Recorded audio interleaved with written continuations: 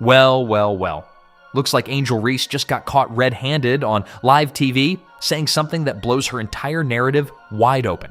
For weeks, we've heard the same story. Angel Reese has allegedly been subjected to racism, unfair treatment, and harassment, especially after games against Caitlin Clark and the Indiana Fever. Social media has been ablaze with outrage. Headlines have screamed about racism in the WNBA, and fans have been split down the middle, some backing Reese, others standing firmly with Clark and the Fever. But now we have Angel Reese herself admitting that none of those in-person encounters actually happened. Let's rewind for a second. Picture this: another rough night for the Chicago Sky, a blowout loss against the New York Liberty. Angel Reese walks into the post-game media session. She's composed, poised, the cameras are rolling, reporters are scribbling notes, and then she slips. In a moment that probably sent her PR team scrambling for damage control, Reese lets the mask drop. She admits on live TV that she's never had a negative encounter in person in her entire career. Not one. Let that sink in. All the stories, all the drama. The WNBA launching an official investigation, social media campaigns, boycott threats. And now, Reese herself casually confesses that it's all been online noise, keyboard warriors and internet trolls. Nothing real, nothing in person. So what have we been doing the past few weeks? Let's break this down. The controversy really caught fire after a Chicago Sky versus Indiana Fever game. There were online claims, not backed by video, not supported by audio, just vague Twitter posts, that Fever fans hurled racist slurs and sounds at Sky players, especially Reese. The internet exploded. Sports media picked it up instantly. Hashtags started trending. The WNBA was practically forced into launching an investigation. But here's the thing. The league took this seriously. They launched a full-scale review. Interviews with fans seated near the alleged incident, team staff from both franchises, arena security, and hours of surveillance and broadcast footage. What did they find? Absolutely nothing. No evidence. Zero. Zilch. Even the Chicago Sky's own coaching staff said they didn't hear or witness anything at the game. In fact, head coach Teresa Weatherspoon and assistant coach Tyler Marsh admitted they only learned about the allegations after the fact, from social media. Imagine that. A full-blown controversy sparked entirely by tweets. No players came forward at the time, no refs filed reports, no fans nearby corroborated the story, no one in the arena saw or heard anything remotely racist, yet the headlines were already written. And just when the smoke was starting to clear, Reese herself goes and says this on camera: "I obviously don't worry about what's going on online. I get so much love in person. I haven't ever had a negative encounter in person, ever. And I've been going through this for 3 years." Wait, what? This isn't just a contradiction. This is an exposure, a self-own of epic proportions.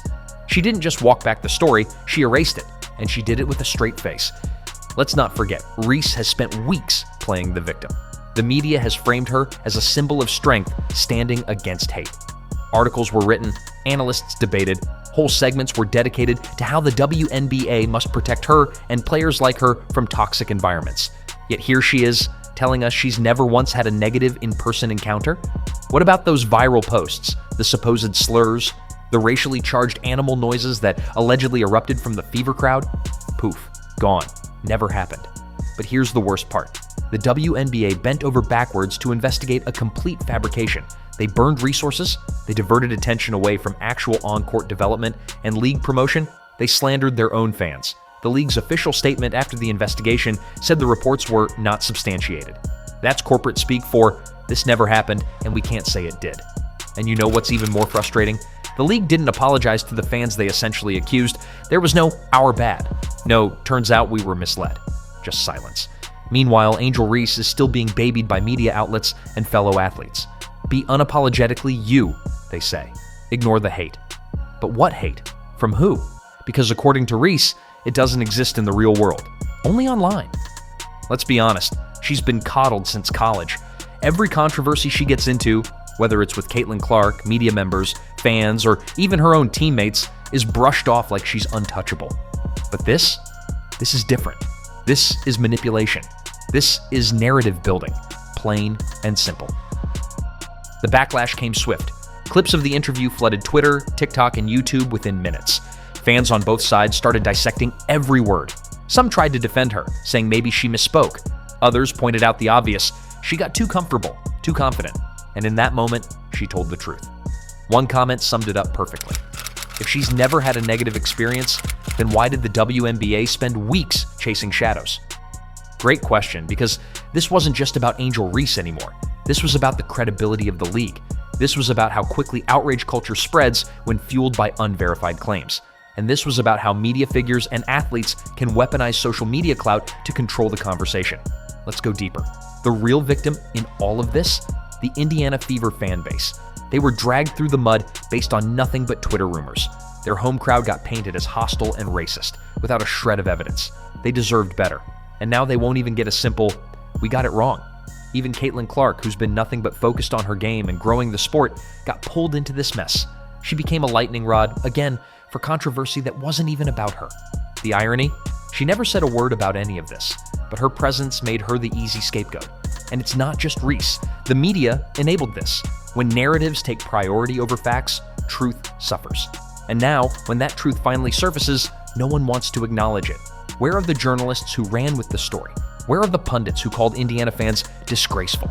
Where are the league officials who were deeply concerned? Crickets.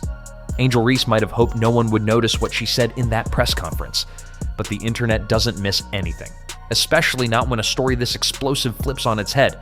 And here's the kicker. If Reese had just kept her talking points straight, this story might have faded into obscurity. But her slip-up reignited the whole conversation, and this time, the receipts are in our favor. This wasn't just a casual contradiction, it was the collapse of an entire media narrative. Reese said the quiet part out loud.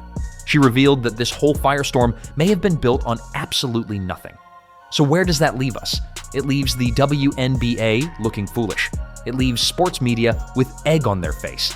And it leaves fans asking a question that no one seems ready to answer. If Angel Reese never experienced racism in person, then who exactly was the league protecting her from? The truth is, outrage is profitable. It drives clicks. It boosts engagement. But facts don't trend. Until now. So here's a message to the Indiana Fever fans who've been dragged, smeared, and vilified. You were right. The investigation found nothing. And now, Angel Reese has confirmed it. The house of cards just came crashing down.